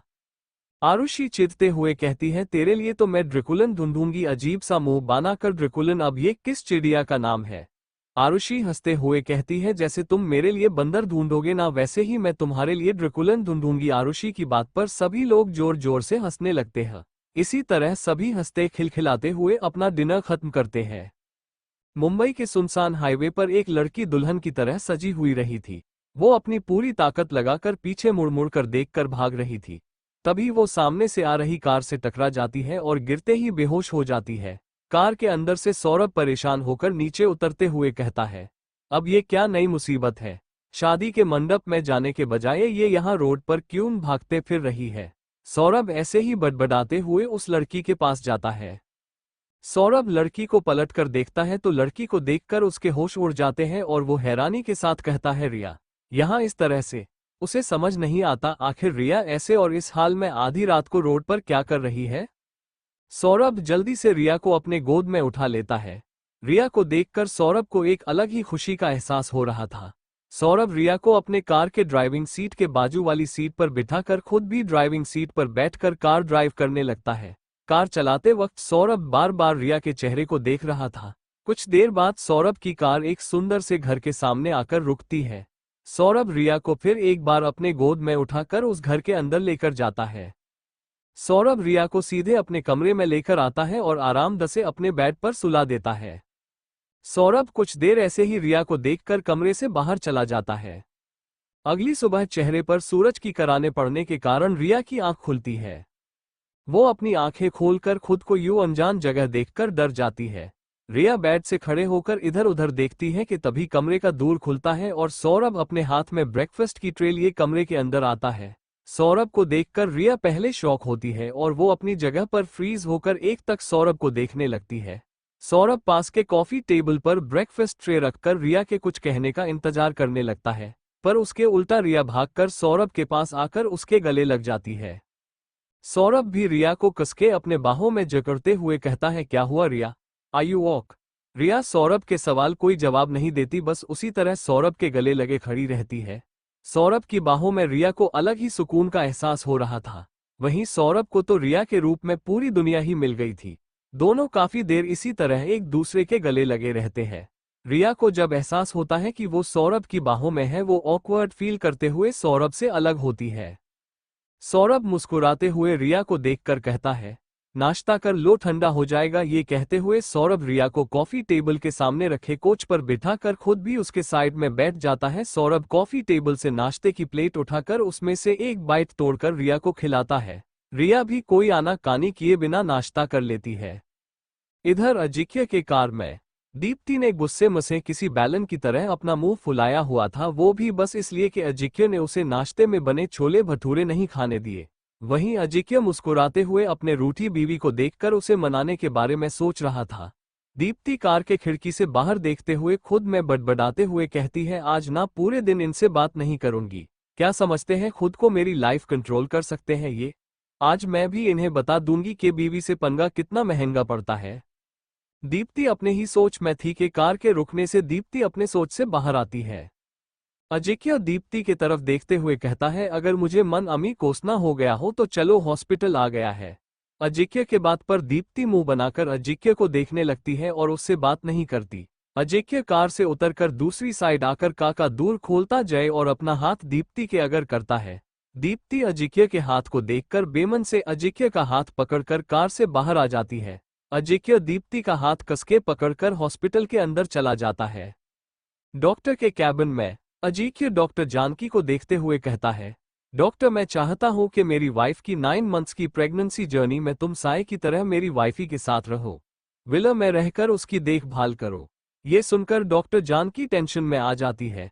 वो अजिक्य को अच्छे से जानती है कि इस इंसान को मना करना यानी अपने मौत को दावत देना, पर उसके पास अभी कोई दूसरा रास्ता भी तो नहीं था।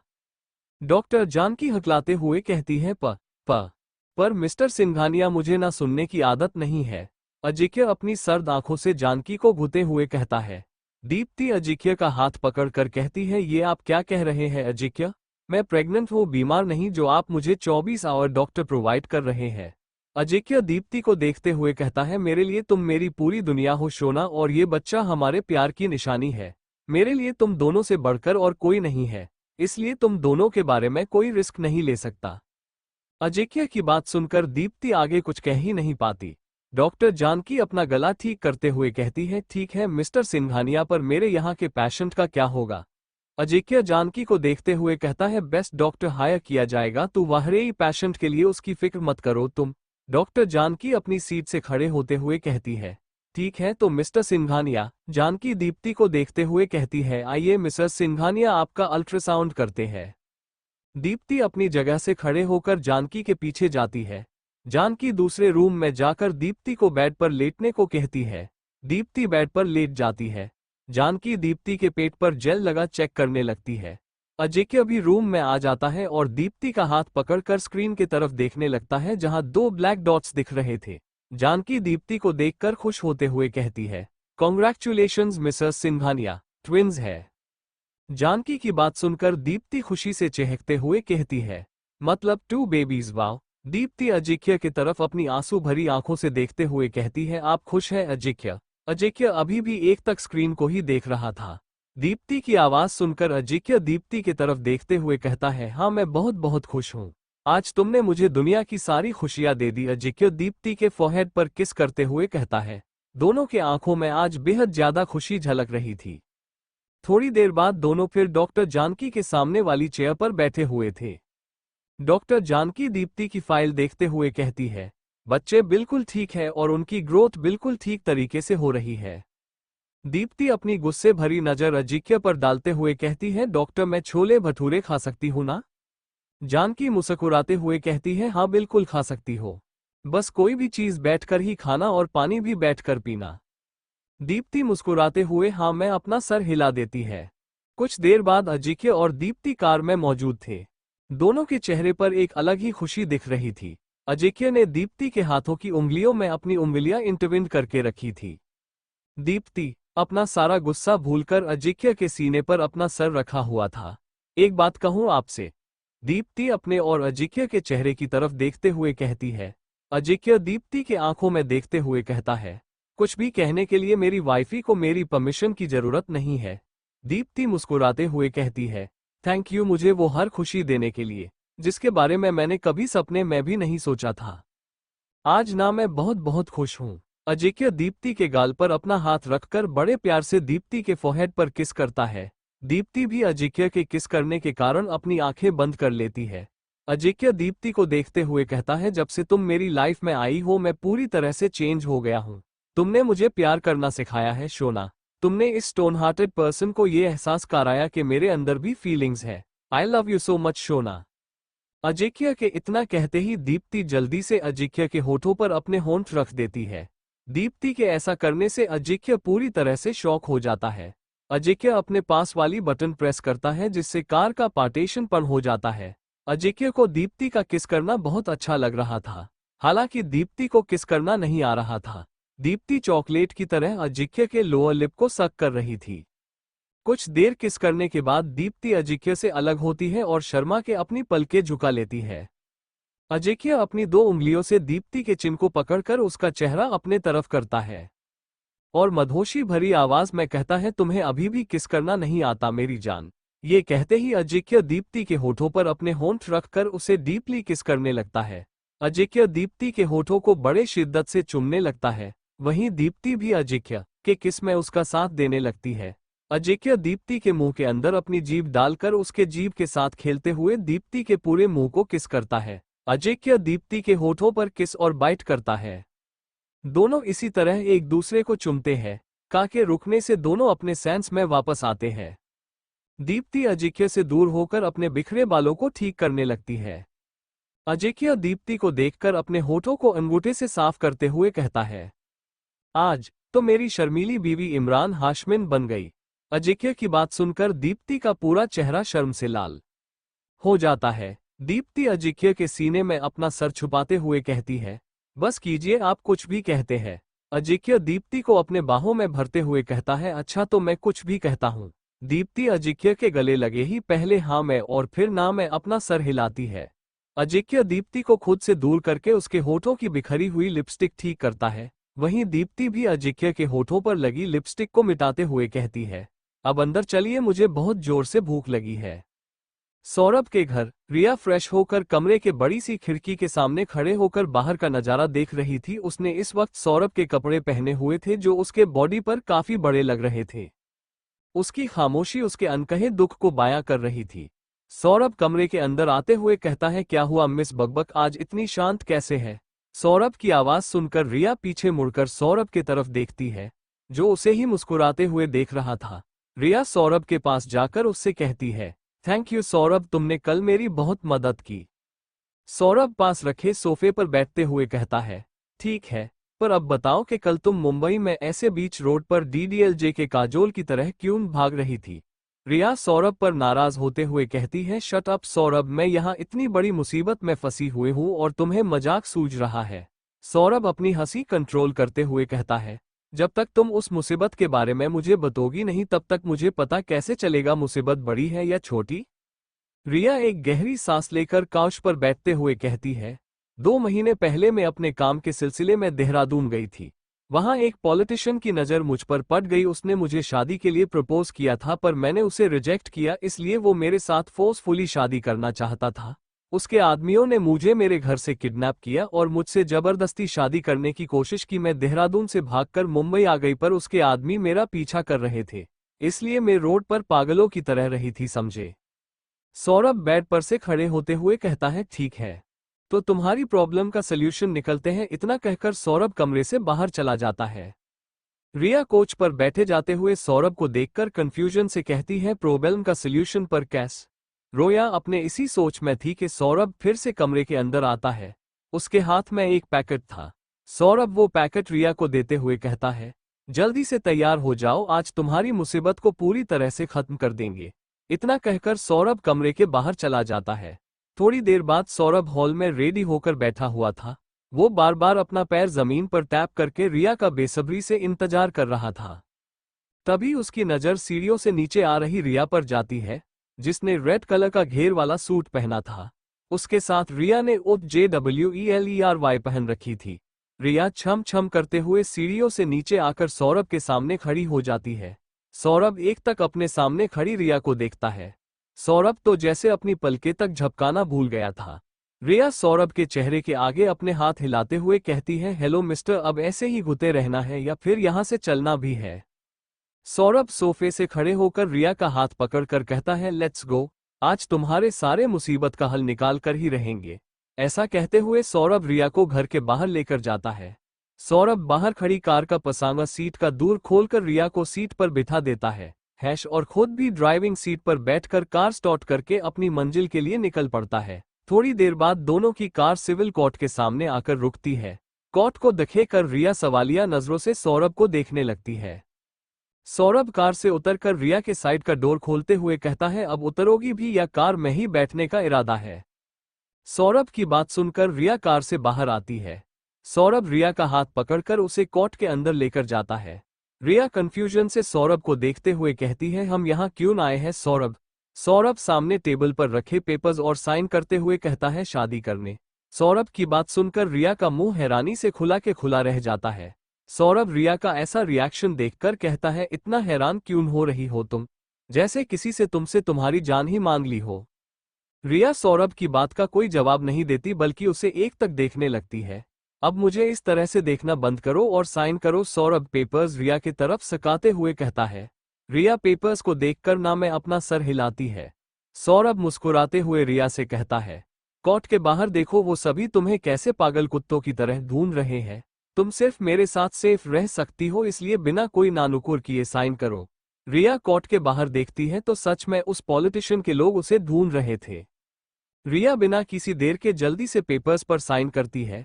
सौरभ रिया के गले में मंगलसूत्र पहनाता है और उसकी मांग में सिंदूर भरता है। कुछ देर बाद रिया और सौरभ कोर्ट के बाहर अपने हाथ में सर्टिफिकेट लिए खड़े थे। सौरभ के चेहरे पर अलग ही खुशी तरंग रही थी। वहीं रिया अंदर से खुश थी, आखिर दोनों ही एक दूसरे को पसंद करते थे, पर कहने की हिम्मत किसी में नहीं थी। रिया अपनी खुशी अपने चेहरे पर बयां नहीं होने दे रही थी। सौरभ रिया का हाथ पकड़कर कहता है, तो बीवी जी चले अपने घर। रिया सौरभ को देखते हुए हाँ में अपना सर हिलाती है। दोनों कार में बैठकर सौरभ के घर के लिए निकल जाते हैं। इधर अजिंक्य विला में दीप्ति अपने कमरे में बेड पर बैठकर मजे से पोटैटो चिप्स खा रही थी। आज दीप्ति के खुशी का तो कोई ठिकाना ही नहीं था। जब अजिंक्य और दीप्ति ने सभी को उनके ट्विंस बेबीज के बारे में बताया था, तब सभी लोग बहुत ज्यादा खुश हो गए थे। आरुष, आरुषि और जेके तो खुशी से नाचने लगते हैं। दीप्ति बेड पर बैठकर उन पालों को याद कर रही थी। तभी कमरे के अंदर अजिंक्य आता है। अजिंक्य दीप्ति को यू चिप्स खाते देखकर बड़े बड़े कदम लेते हुए दीप्ति के पास आकर उसके हाथ का चिप्स का पैकेट लेते हुए कहता है, अभी थोड़ी देर पहले जी भर के छोले भटूरे खाए थे ना सोना? अब और ये चिप्स, अब इसे रहने दो, बाद में खाना। नहीं, मुझे और खाना है। दीप्ति अजिंक्य के हाथ से चिप्स का पैकेट लेते हुए कहती है। अजिंक्य ना में अपना सर हिलाते हुए कहता है, ना का मतलब ना होता है सोना। दीप्ति मुंह बनाते हुए कहती है, आपके बेबीज का ही पेट नहीं भरा तो उसमें मैं क्या करूं? डांटना है तो अपने बच्चों को डांटिए। अजिंक्य मुस्कुराते हुए दीप्ति के गाल खींचते हुए कहता है, बच्चों को कैसे डांटूं? हाँ, वो दोनों बाहर आ जाए फिर उन्हें भी डांटूंगा। दीप्ति अजिंक्य को गुस्से में देखते हुए कहती है, मजाक मत कीजिए। अजिंक्य दीप्ति इतना ही कह पाई थी कि उसे अजीब सा महसूस होने लगता है और वो बेड से उठकर बाथरूम की तरफ भागती है। अजिंक्य भी दीप्ति के पीछे पीछे चला जाता है। बाथरूम में दीप्ति वॉश बेसिन के अंदर उल्टी कर रही थी। अजिंक्य दीप्ति के बालों पीछे की तरफ पकड़कर उसकी पीठ थपथपाने हुए कहता है, आर यू ओके सोना? दीप्ति अपना मुंह पानी से साफ करते हुए कहती है, I am feeling tired Ajinkya, मुझे बिल्कुल अच्छा नहीं लग रहा। अजिंक्य दीप्ति को अपने गोद में उठाकर उसे कमरे में लेकर आता है और बेड पर लिटा देता है। अजिंक्य दीप्ति के सर के पास बैठकर उसके सर को सहलाते हुए कहता है, थोड़ी सा देर सो जाओ सोना, तुम्हें अच्छा लगेगा। दीप्ति अजिंक्य के पैरों पर अपना सर रखकर कहती है, मैं आपको बहुत परेशान करती हूं ना? अजिंक्य झुककर दीप्ति के माथे और किस करते हुए कहता है, बिल्कुल नहीं, और अब बातें करना बंद करो और सो जाओ। दीप्ति जल्दी से अपनी आंखें बंद करके सो जाती है। रात के वक्त सौरभ के घर पर रिया अपने कमरे में बैठकर अपने और सौरभ के शादी के बारे में सोच रही थी। सौरभ को दिन में अजिंक्य कुछ काम बताता है, जिसे करने के लिए वो रिया को घर छोड़कर चला जाता है। ऐसे ही बैठे रहने के बाद रिया को भूख का एहसास होता है और वो किचन में खाना बांधने के लिए चली जाती है। रिया व्हाइट कलर का अप्रन पहनकर किचन में काम कर रही थी। उसके क्लेचर में बंधे बालों से कुछ बालों की लटें निकलकर उसके चेहरे पर आ रही थी और रिया बार बार अपने बालों को आटे से सने हाथों से पीछे कर रही थी, जिससे उसके हाथों का आटा उसके चेहरे पर लग जाता है।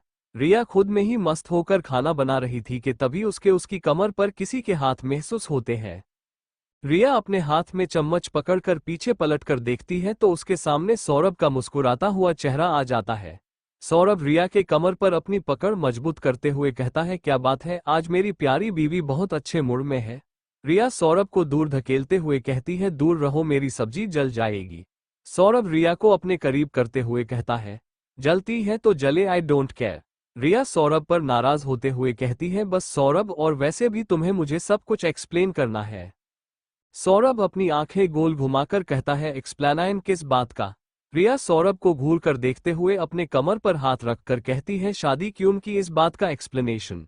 सौरभ रिया के कमर पर हाथ रखकर कहता है, बिकॉज। इतना कहकर सौरभ चुप होकर रिया के चेहरे को देखने लगता है। रिया सौरभ को खुद से दूर करते हुए कहती है, बिकॉज क्या? सौरभ रिया के कान के पास झुककर कहता है, बिकॉज आई लव यू रिया। सौरभ की बात सुनकर रिया की आंखें हैरानी से बड़ी हो जाती है। सौरभ रिया के गाल को छूकर कहता है, सच में तुमसे बहुत बहुत प्यार करता हूं। जब तुम दीप्ति माम के घर से गई थी उसके बाद मैंने तुम्हारा नो काफी बार ट्राई किया, पर तुम मैडम पता नहीं अपना फोन दुनिया के किस हिस्से में छोड़ आई थी, नेटवर्क ही नहीं पकड़ रहा था। उसके बाद जब तुम मुझे कल मिली उसके बाद मैंने ये तय कर लिए कि तुम्हें खुद से दूर नहीं जाने दूंगा। सौरभ की बात सुनकर रिया को अपने दिल में अलग ही खुशी का एहसास हो रहा था। रिया अपना सर झुकाए अपने पैर से जमीन पर पैटर्न बनाते हुए कुछ सोच रही थी, तभी सौरभ रिया को जल्दी से अपनी गोद में उठा लेता है।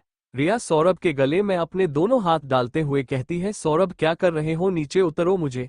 सौरभ ना में अपना सर हिलाते हुए कहता है, बिल्कुल नहीं, आज हमारी फर्स्ट नाइट है और मैं अपनी इस स्पेशल नाइट को वेस्ट नहीं होने दूंगा।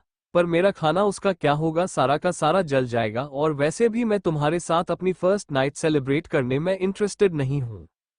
सौरभ रिया की तरफ देखते हुए कहता है, हाँ वो तो पता चल ही जाएगा तुम इंटरेस्टेड हो या नहीं, और रही बात खाने की तो वो आंटी देख लेंगी। ये कहते हुए सौरभ रिया को कमरे के अंदर लेकर आ चुका था।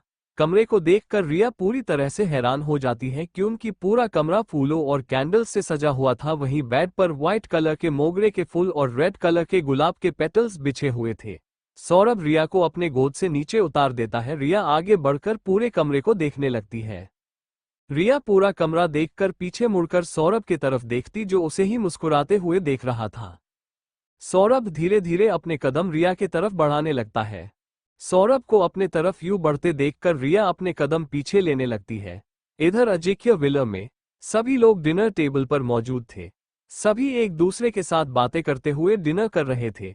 वहीं प्रमोद खाने का एक बाइट खाते हुए दीप्ति को ऐसे घूर कर देख रहे थे कि जैसे वो कोई कीमती खजाना हो। वहीं अजिंक्य प्रमोद को दीप्ति को यूं घुता पाकर अपनी सर्द पर खतरनाक आवाज में कहता है, मेरी शोना को ऐसे घुना बंद करिए दादाजी। अजिंक्य की बात सुनकर सभी लोग प्रमोद को देखने लगते हैं। प्रमोद जी गुस्से में स्पून प्लेट में पटकते हुए कहते हैं, अब देखो भी तुम्हारे मुताबिक। अजिंक्य तिरछा मुस्कुराते हुए कहता है, आपको जो देखना है वो देखो दादाजी, बस मेरी शोना को मेरे लिए छोड़ दीजिए। अजिंक्य की बात पर सभी को हंसी आने लगती है और सभी मुंह दबाकर हंसने लगते हैं। वहीं अजिंक्य फिर प्रमोद से कुछ कहने जाता है, पर दीप्ति टेबल के नीचे से अजिंक्य का हाथ पकड़कर उसे शांत रहने को कहती है।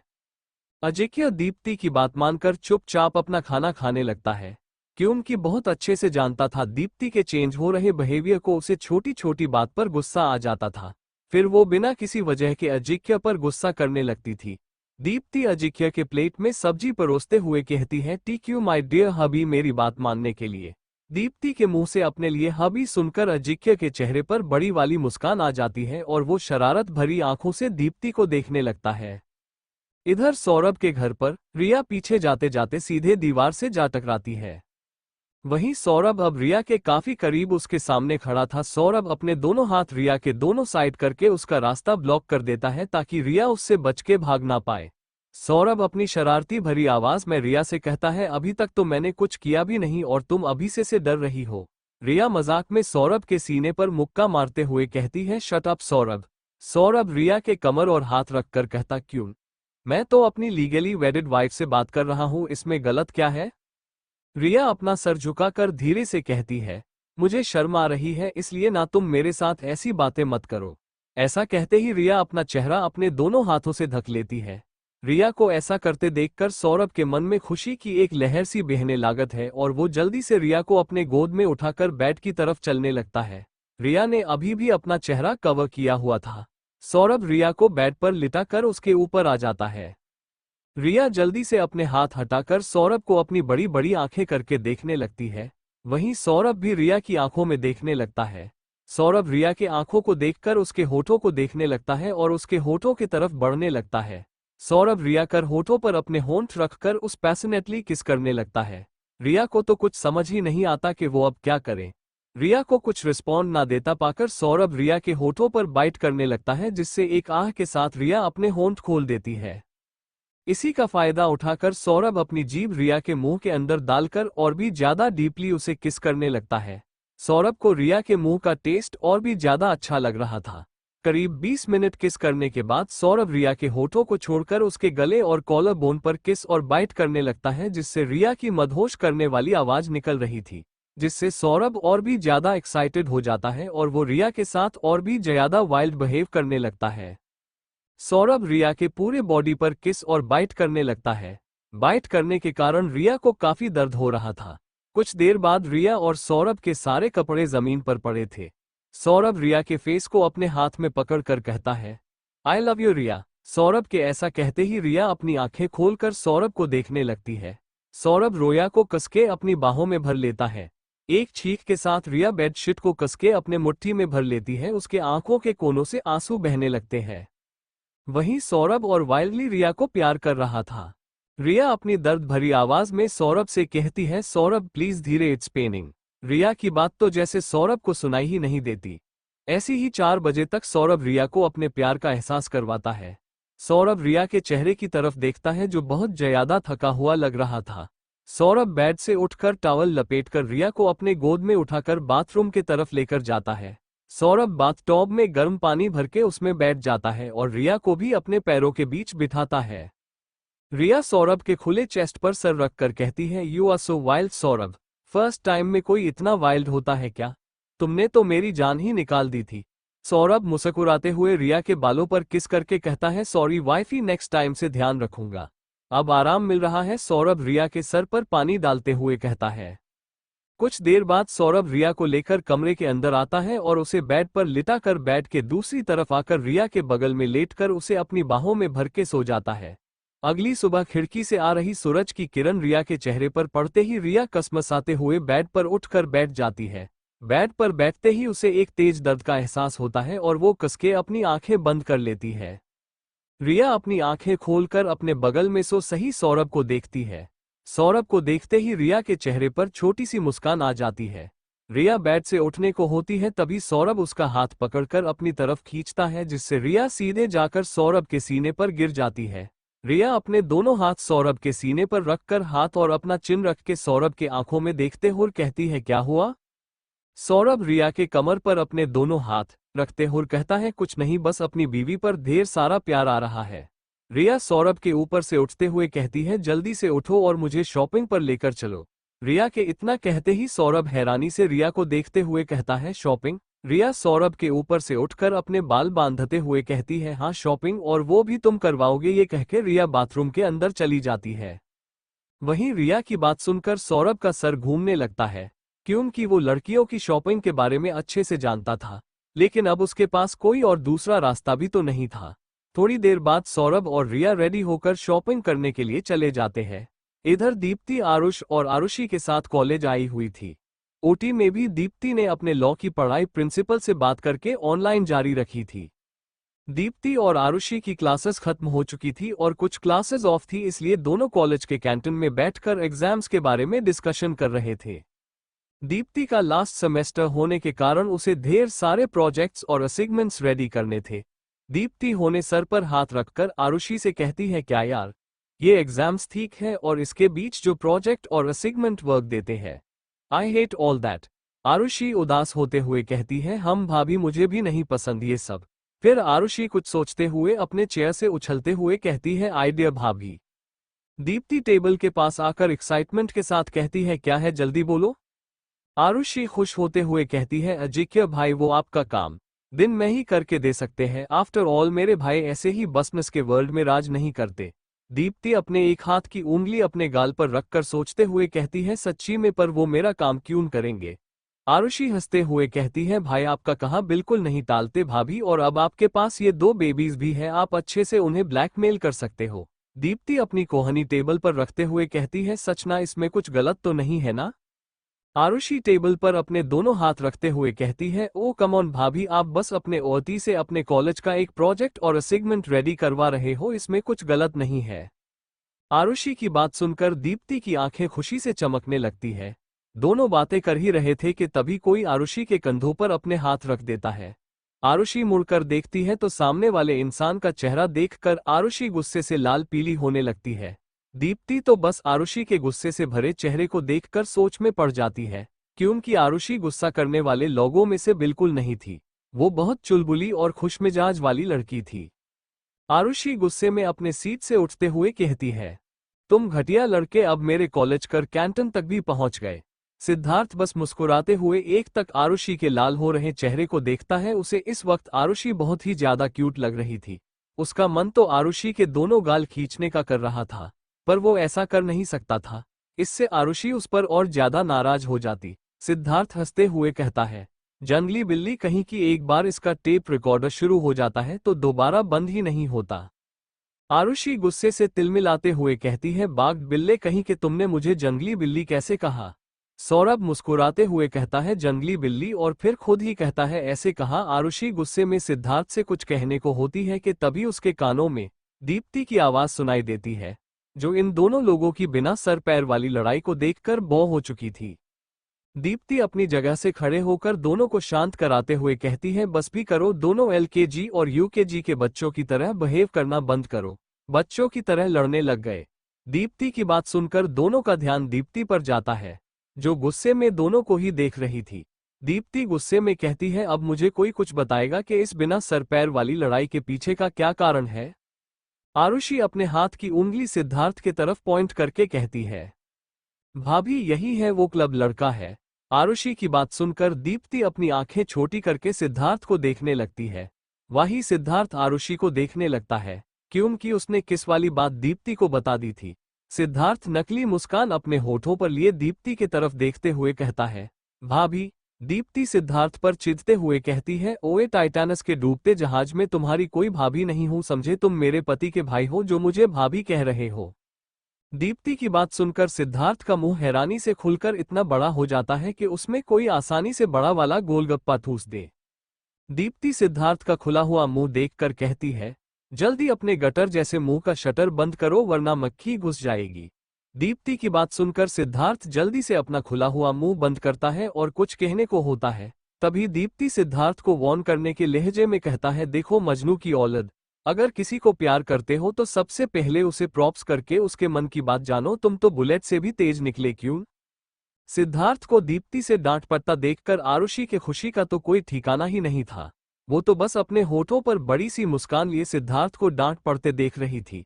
दीप्ति आगे सिद्धार्थ से कहती है, अजिंक्य सिंघानिया की बहन है आरुषि, एक रात में इस दुनिया से ऐसे गायब हो जाओगे जैसी आसमान से टूटता तारा, इसलिए निकलो यहाँ से। सिद्धार्थ एक तक दीप्ति को हैरानी भरी नजरों से देख रहा था कि तभी आरुष कैंटीन के अंदर आता है। आरुष कैंटीन के अंदर आकर दीप्ति और आरुषि के पास जाकर कहता है, व्हाट्सअप भाभी, आपका चेहरा इतना लाल क्यों है। दीप्ति कुछ कहती उससे पहले आरुष की नजर सामने खड़े सिद्धार्थ पर जाती है। आरुष सिद्धार्थ को देखकर खुश होते हुए कहता है, अरे सिद्ध, तुम यहाँ कैसे।